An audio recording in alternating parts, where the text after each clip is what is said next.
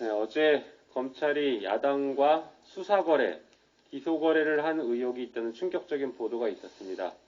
지난해 총선 앞두고 대검 수사정보정책관이었던 손준성 검사가 같은 검사 출신인 국민의힘 김웅 의원에게 여권 인사에 이름이 담긴 고발장을 전달했다는 것입니다. 그동안 국민의힘이나 보수단체가 고발하면 이상하게 대검에서 신속하게 수사를 하고 무리해서 기소까지 하는 패턴이 반복되어 왔는데 그 거래관계의 진상이 밝혀지고 있는 것 같습니다. 윤석열 검찰은 고발 청탁의 출발력이었고 국민의힘은 청탁 고발의 종착역이 아니었는지 모르겠습니다. 특히 의혹이 사실이라면 윤석열 검찰은 이러한 수사 거래를 통해 보스 윤석열이 국민의힘 1등 대선 주자 반열에 오르게 되었으니 남는 거래를 한 것으로 보입니다. 국민의힘이 월성원전에 대한 감사 결과가 나오자마자 윤석열의 최측근이 있는 대전지검에 고발한 사건도 원점에서 봐야 할 것입니다. 무리한 수사라는 비판에도 불구하고 기소한 이 사건 역시 국민의힘과 윤석열 검찰 그리고 최재형 감사원의 거래가 아니었나 싶습니다. 국민 여러분 그리고 언론인 여러분, 만약에 법원이 특정인을 정해서 검찰에게 수사하라고 청탁했다라고 하면 용납하실 수 있겠습니까? 똑같은 일입니다. 지금 이 사건은 봉건시대, 절대왕정시대로 돌아가는 것과 다를 바가 없습니다. 과거 사찰과 수사권을 통해 정치 공작을 해오던 국정원이 이제는 개혁의 길을 걸으며 국내 정보 수집을 하지 않고 있자 그 빈자리를 검찰이 비집고 들어왔습니다. 검찰은 권력의 냄새를 기가 막히게 맡아 국정원의 공백을 차지하는 하이에나 같은 면모를 보여주고 있습니다.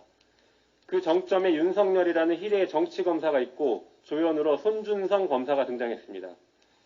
윤 전 총장은 검사가 수사권을 가지고 보복하면 깡패라고 했는데 정작 자신은 깡패만도 못한 검사였고 해당 발언은 깡패를 모욕하는 발언이었습니다.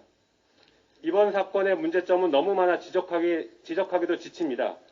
신속하게 책임을 묻고 개혁안을 마련하는 것이 정치권의 역할입니다. 어제 김호수 검찰총장은 감찰을 지시했습니다. 법무부도 신속하게 감찰 등을 통해 진상을 파악해야 할 것입니다.